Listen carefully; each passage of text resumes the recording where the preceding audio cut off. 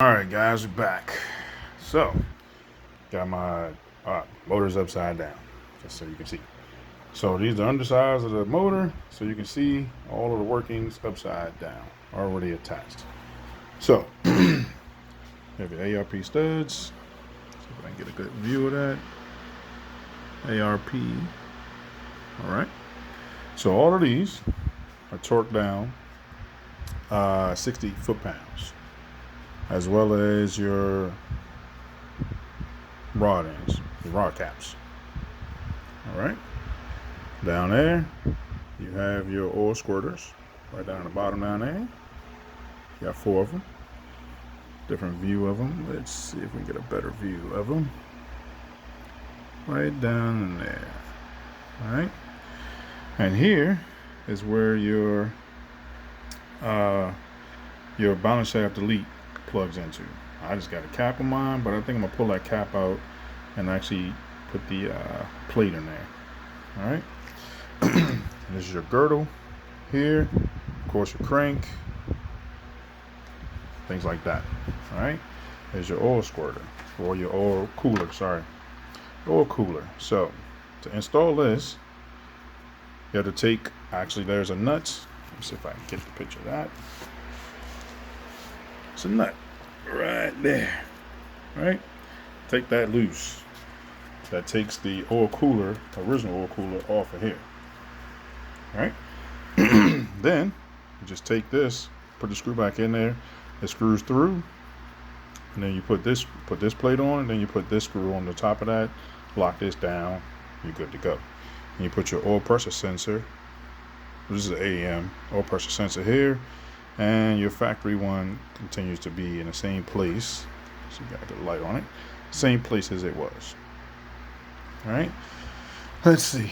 This is your oil pump. So I'm just waiting for my strainer to get here. So that picks up the oil from the oil pan once the oil pan is installed, which the oil pan is sitting over there. All right. Now, this is your bracket for your transfer case. And the Speed 3 guys don't have that. This bolt, I'm going to change it. So this is where your timing bolt, goes in at. All right.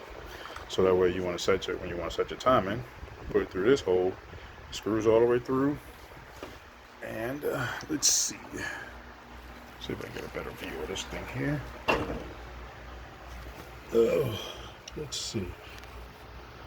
See that little piece of the crank right there? That bolt is supposed to screw all the way through, and then butt up against that, and that's what sets your timing. So you can see with a better view of what it looks like. There we go. Let's see if we can put the light right here. So right there. So I'm just gonna run this in there. Give me 1 second. Let me get a wrench so you can see kind of what it's supposed to do. 1 second. So what you see what it's supposed to do. So you see here. So you run your screw all the way through, and I don't have time to set, but it goes all the way through. It'll butt up against once you turn the crank. Yeah, I'll tell you what, we'll do that.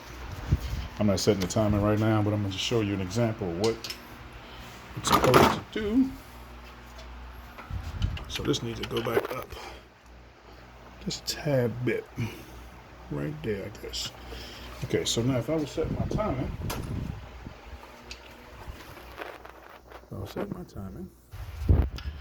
right there, right? And the bolt will butt up against it. Oops.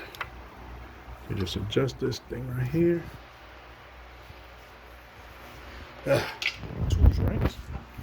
Where my tools at? Sorry. Okay, here we go. Get my tools right. Set that back right there. See right there? Sorry for the confusion on the camera, fellas and ladies. So you do this and you turn the screw until it butts up against it. You try to hit the middle of it. Up. Hit the middle of it. I can't get it to sit. one man show here. Yeah, gonna hit the middle of it. And crank it in there until it gets to the middle. There you go. Now, that's what it looks like when this timer sets. So now what this will do is when you get to cranking that crank bolt down, at the end when you put your timer cover on, then it'll prevent the crank from actually rotating and excuse me, and allowing you to be able to lock that bolt down to the extreme torques in which it's asking you to do. I think it's 89 to 92 and 90 degrees after that. So, all right. Let's see what else we got to go over here. All right, so it's a CPE manifold, upside down. It's GT 35R turbo. So here's your oil return. So that comes from the bottom here, which I would be changing all this and putting AN fittings on here. So exploration of the turbo. This is the oil return here at the bottom. This one right here is the coolant to go down to the PTO, which is a transfer case. This line right here, the steel braided line goes all the way around, and it connects to where the EGR connected to. All right, so you pull the original hose off and you put that on there.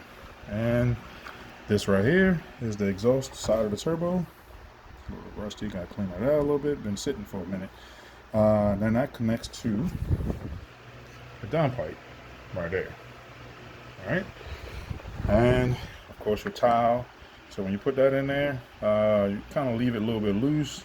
So when you get your downpipe, you can, when you got to make your downpipe, you can adjust it and play with the direction, because you want to have the dump tube go between transfer case and all that other stuff, which is very little room. Has to fit down between there, behind the downpipe, and try to miss the subframe. So you want to try to go straight past the subframe. Now what I normally do is try to at least have the dump tube probably about an inch or so just below the subframe. That way you know for a fact that all the exhaust gases won't hit the subframe. It'll go straight to the ground. All right.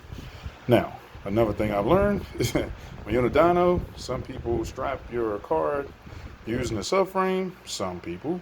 So therefore you got to be careful that you don't have them strap it just below the dump tube, because that will not be good at high speeds. Anyway, all right, so again, this is your cooler.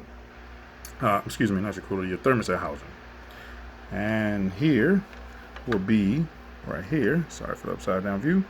This will be your can't think of my words right now.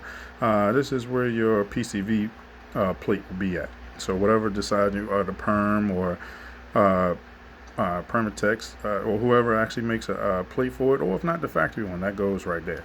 And here, just above it, is where your knock sensor goes.